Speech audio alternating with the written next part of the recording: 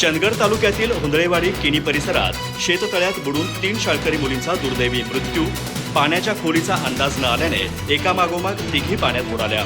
कोवाड प्राथमिक आरोग्य केंद्रात शवविच्छेदन सुविधा नसल्याने नागरिकांमध्ये संताप।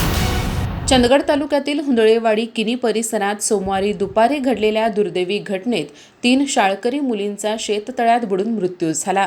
या घटनेमुळे परिसरात हळहळ व्यक्त होत असून सांब्रेकर कुटुंबियांवर दुःखाचा डोंगर कोसळला आहे।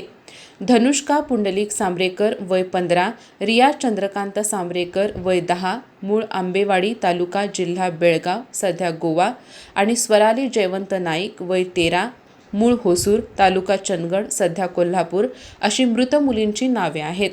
सोमवारी दुपारी 4च्या सुमारास धनुष्का, रिया, स्वराली आणि रियाचा 6 वर्षाचा भाऊ वृषभ हे चौघेजण शेततळ्याकडे फिरण्यासाठी गेले होते।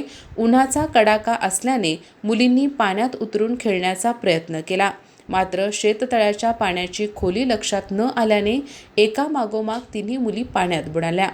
दरम्यान किनी येथील पुंडलिक मोहणगेकर हे आपल्या मुलीला पोहायला शिकवण्यासाठी तळ्याकडे आले होते। त्यावेळी वृषभ मोठ्याने आरडाओरड करत असल्याचे त्यांच्या निदर्शनास आले।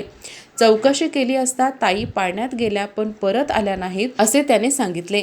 यानंतर मोहणगेकर यांनी तातडीने तळ्यात उडी घेऊन मुलींचा शोध घेण्याचा प्रयत्न केला, मात्र त्यांना यश आले नाही। घटनेची माहिती मिळताच हुंदळेवाडीचे सरपंच सुहास बामणे यांनी ग्रामस्थांना पाचारण केले।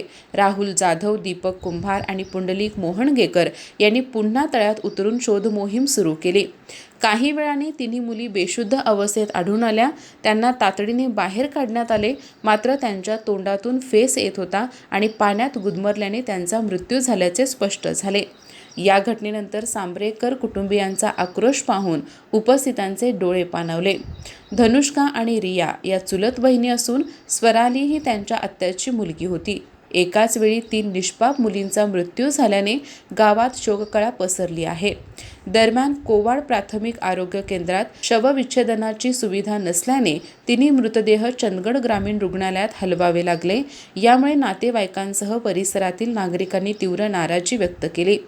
ग्रामीण भागात मूलभूत आरोग्य सुविधा उपलब्ध नसल्याचा प्रश्न पुन्हा ऐरणीवर आला आहे। घटनेची माहिती मिळताच उपनिरीक्षक आकाश भिंगार दिवे यांनी घटनास्थळी भेट देऊन पंचनामा केला। चंदगड ग्रामीण रुग्णालयात शवविच्छेदनानंतर मृतदेह नातेवाईकांच्या ताब्यात देण्यात आला।